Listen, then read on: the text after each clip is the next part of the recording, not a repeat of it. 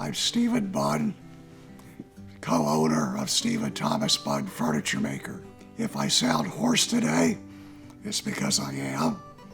I recently had an operation to remove a tumor from my esophagus. I'm Ann Hartzler. I'm Steve Bunn's wife. We've been together for a long time, almost 40 years. Ann made a classic mistake. She asked me, what is it that you really want to do with your life? And I said, well, I either would like to cook or do woodworking. And I'm thankful that I chose woodworking.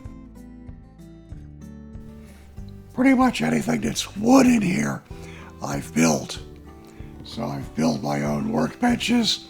They're traditional shaker style benches, toolboxes, just a range of tools. And it seems like you never ever have enough tools until you have so many you don't know what to do with them.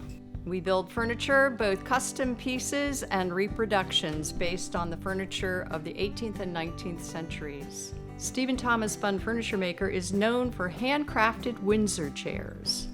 Fan back, bow back, and what's called sack back, or sometimes double bow back. Windsors ended up being the first mass-produced items in the colonies. Fan backs are primarily related to New England. The sack backs first show up down in Philadelphia. Each region came up with what they thought were very marketable designs. American Windsors are just much more beautiful and decorative than a typical English chair of the same period. These are my versions of a chairmaker's plane. They're round in width and length, so that when you scoop out a chair seat, then you smooth it with this. This can roll in a large number of, angles.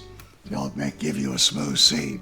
After I've used this one for a number of years, I started wondering whether a slightly larger one with a traditional, the handle's called a tote, which a larger tote would make the plane easier to use. Because if I use this plane, which is held like a block plane, and do 3 or 4 seats during a day, the palm of my hand is going to get really sore. So I thought, well, let's try this. So I worked on a number of variations of this plane until I got a design that I was happy with. And I make both these planes, I sell them on eBay. Stephen Bunn builds his Windsor chairs in the traditional manner, which includes using a steam box to bend the combs, and arm bows and back bows.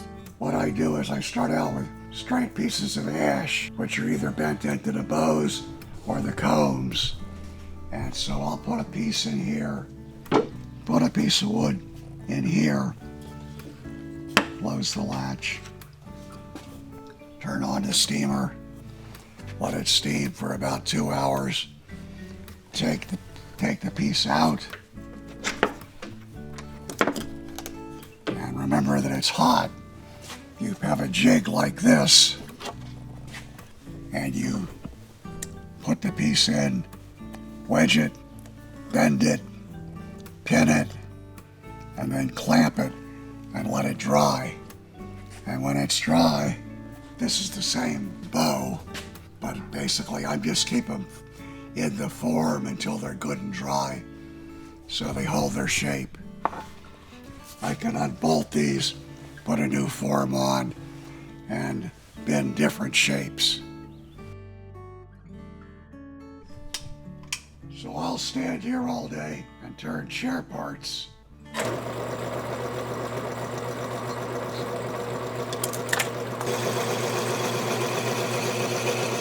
I'm usually turning to a pattern. So if I know that I want this to be 1 3/8, I can come over and check my turning against it. And because I'm turning green wood, this has already shrunk in the last couple of months. It's been sitting around. It's about 1.25 inches. but ideally it's 1 3/8 inches. So I'm not mass producing stuff, so each part's slightly different. So this is a high chair that Steve has made. It's very similar to the high chairs he made for our two boys. And you of course buy a strap, or maybe we'd give you one that fits around there. And it's in the same tradition of Windsor chairs, all handmade. Most traditional Windsor chairs are painted, and I use traditional milk paint to paint all of my chairs. There are several makers of traditional milk paint.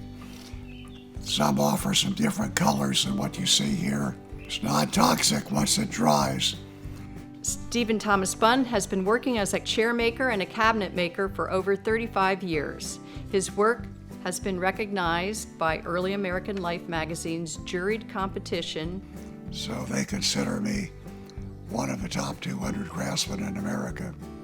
When you do this long enough, you always remember what you don't know, not just what you know.